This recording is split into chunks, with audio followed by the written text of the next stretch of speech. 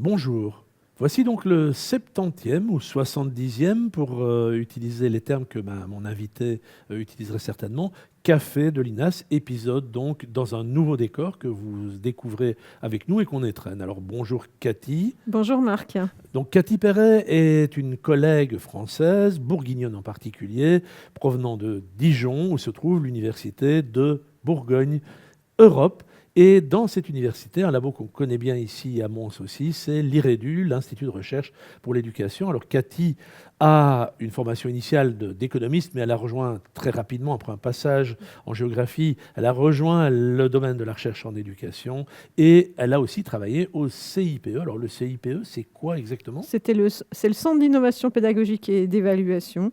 Et c'est une structure universitaire de pédagogie avec une mission d'évaluation que je dirigeais. Voilà. C'est un peu comme notre SAP ici à Tout à fait, l'université, tout à fait. que Cathy connaît bien. Et donc, Cathy, elle a l'avantage de connaître de l'intérieur le fonctionnement de l'aide à la réussite, mais aussi, comme chercheuse, d'avoir travaillé et continuer à travailler dans ce domaine. Alors, peut-être l'interroger d'abord sur le premier séminaire qu'elle a pu animer chez nous, avec nos services généraux. C'est un séminaire qui portait sur la précarité étudiante. Alors, qu'est-ce qu'elle a de spécial chez vous en France ?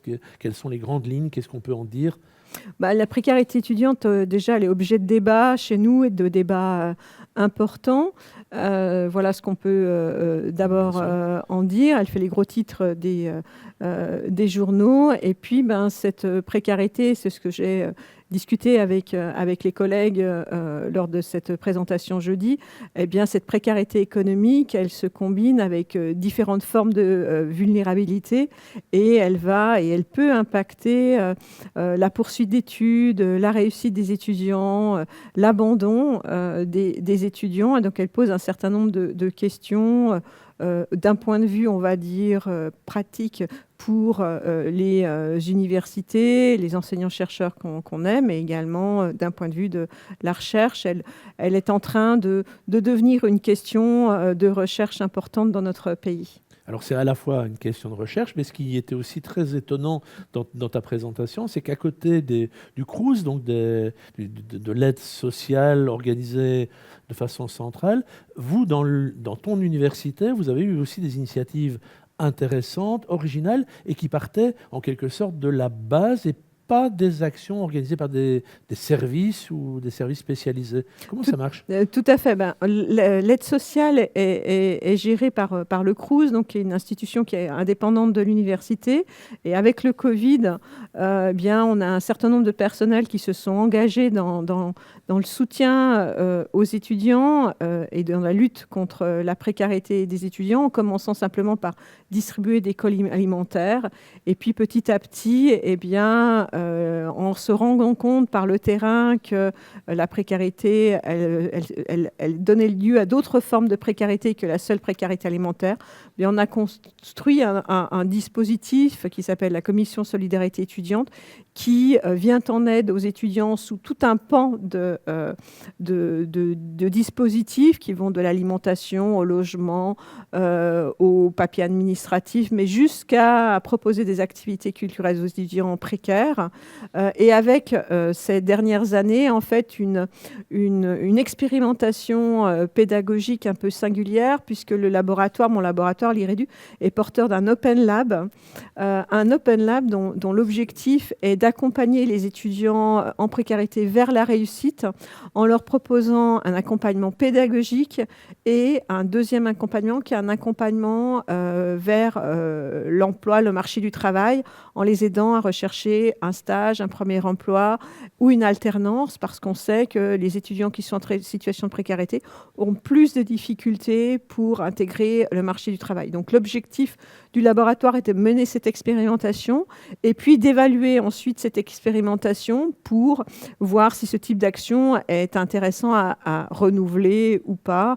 Et c'est dans ce cadre-là que je suis notamment engagée dans ce type d'action, au-delà du fait que j'ai pu prendre connaissance des actions des collègues via une autre de mes casquettes qui était chargée de mission et qui m'avait permis de connaître ce dispositif et de m'y intégrer et de m'y intéresser parce que j'avais moi-même des étudiants en difficulté et que j'ai pu bénéficier du relais proposés par ce dispositif, qui était un dispositif, on va dire, un petit peu ad hoc au sein de notre université et qui, ces dernières années, depuis le mois de septembre, est devenu un réel service au sein de l'établissement. Et donc, ce qui est original pour nous, sans doute, c'est que finalement, c'est en marchant qu'on a créé les structures et pas les structures préalables à la mise en œuvre de solutions. Oui, tout à fait. C'est en marchant et en même temps, le fait que des chercheurs en éducation s'impliquent dans le dispositif permet de prendre du recul sur les actions qui sont menées pour évaluer ces actions et la pertinence du dispositif, mais permet aussi d'offrir des potentiels pour réfléchir aux actions intéressantes à mettre en place ou inintéressantes à mettre en place. Et en même temps, ça alimente la réflexion du chercheur puisqu'on peut avoir des remontées du terrain qui vont nous faire sentir certaines thématiques intéressantes et qui vont nourrir également le travail du chercheur avec des thématiques auxquelles on n'aurait pas forcément pensé de manière immédiate et faire en sorte que non pas notre imagination, mais notre créativité soit différente. Et non seulement ça vous booste, ça vous fait découvrir d'autres choses, et pas simplement au fil de l'eau, parce que vous avez aussi une formation qui vous permet de choisir, sélectionner des actions qui sont potentiellement porteuses. Et ça nous amène à un deuxième sujet que tu vas traiter ici, c'est l'évaluation des actions d'aide à la réussite, parce que tu as été impliqué là-dedans et que tu as aussi consacré une partie importante de tes travaux à ce sujet-là. Alors, qu'est-ce qu'on peut dire de l'évaluation des actions d'aide à la réussite chez vous ? Dans notre université ou d'une manière générale, cette évaluation est relativement complexe à mettre en œuvre, mais en fait, on a la chance en fait, de disposer d'un fonds d'innovation pédagogique, on pourrait le nommer sous ce terme-là, qui nous permet d'être dans une posture d'expérimentation en termes d'évaluation. Et donc, une partie de mes travaux à l'heure actuelle cherche à expérimenter des nouvelles formes d'évaluation de l'aide à la réussite en mobilisant des données administratives pour tenter de montrer que l'évaluation administrative peut être utilisée à différents moments du processus d'implantation d'un dispositif, que ce soit avant, pendant ou après, mais surtout peut être utilisée non pas seulement pour rendre des comptes, mais aussi pour orienter la stratégie d'un fonds, d'une politique, mais également le travail non seulement des porteurs de dispositifs d'aide, de projets, mais aussi des conseillers pédagogiques ou accompagnateurs pédagogiques. Et on peut faire ce lien entre l'évaluation et une forme de collaboration entre innovation et accompagnement pédagogique porteur de réflexions nouvelles sur la manière dont on peut accompagner les enseignants-chercheurs, mettant en aide des innovations pédagogiques, des dispositifs d'aide à la réussite.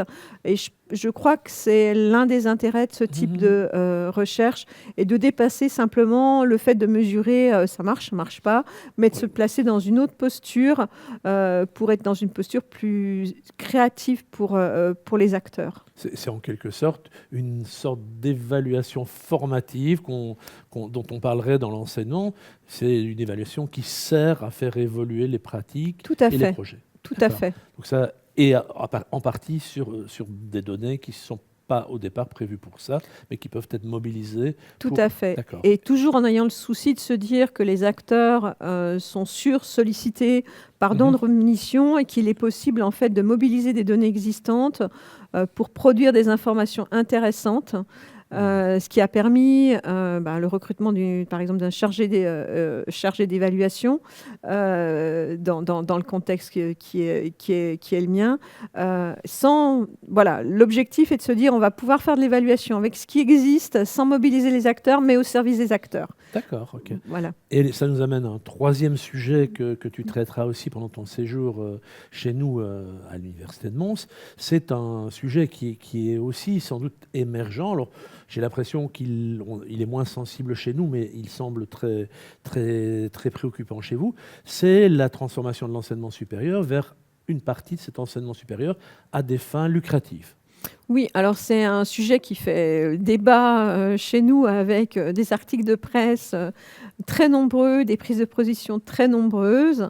Et on constate en France une expansion du secteur privé, mais surtout du secteur privé lucratif, avec l'arrivée de nouveaux établissements qui posent un certain nombre de questions aux chercheurs, mais pas seulement, aux institutions, aux familles, aux jeunes, aux anciens établissements privés.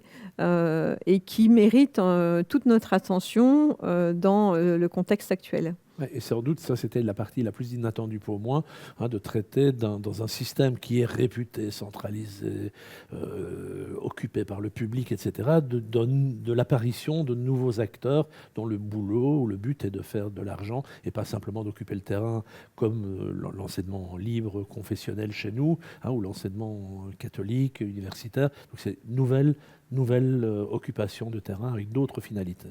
Avec des stratégies de développement bien spécifiques, une diversité d'acteurs très très importante et qui augmente, un nombre d'acteurs qui augmente, une proportion d'étudiants qui se tournent vers le privé qui augmente et qui se situe en fait dans une tendance qui est une tendance internationale, puisque les données internationales vont montrer également cette tendance à un accès plus massif d'étudiants vers le secteur privé.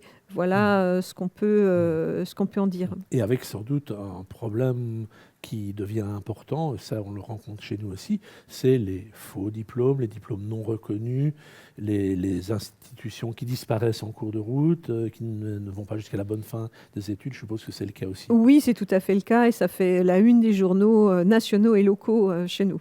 Et de filières sans doute de personnes qui atteignent le territoire sous des prétextes fallacieux alors, et qui se font flouer eux-mêmes en ayant beaucoup investi. Oui, on rencontre également ces difficultés, mais la plus grande difficulté est sans doute le flou qu'elle introduit dans l'enseignement supérieur, avec un enseignement supérieur qui a connu de nombreuses réformes ces 10 dernières années.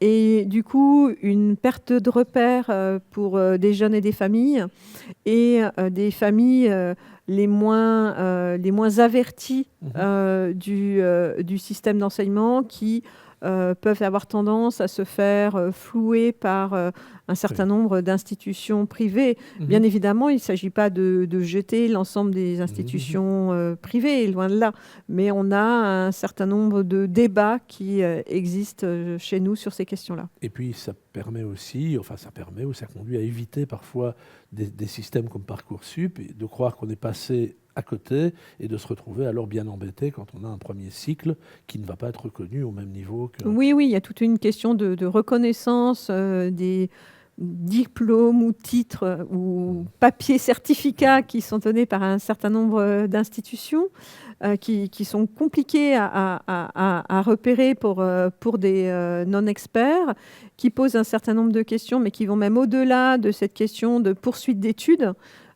Par la suite, puisqu'on a une logique de poursuite d'études forte dans notre pays, qui pose d'autres questions, qui pose même des questions en termes de rentabilité de l'investissement éducatif, pour parler en termes économiques, de rendement des études, avec une population qui peut avoir tendance à s'endetter et recourir à l'emprunt, ce qui peut poser également un certain nombre de questions, quand on sait que par ailleurs, et je rebouclerai quelque part avec le premier thème, que l'entrée dans l'enseignement supérieur pour une partie des familles les plus en difficulté, c'est également parfois l'entrée dans la pauvreté pour ces familles.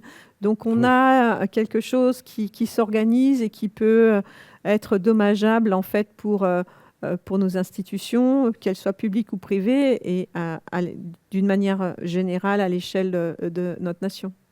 Merci Cathy pour ces 3 thématiques donc, qui font l'objet de séminaires ou de cours avec nos étudiants et nos collègues de l'Université de Mons. Merci aussi pour une autre intervention qui sera diffusée à propos de l'analyse des productions de ton laboratoire, donc une analyse thématique des productions du labo. Voilà, c'était donc le 70e, 70e café, et on retrouvera pour d'autres épisodes d'autres collègues après avoir remercié évidemment Cathy Perret de l'Université de Bourgogne Europe.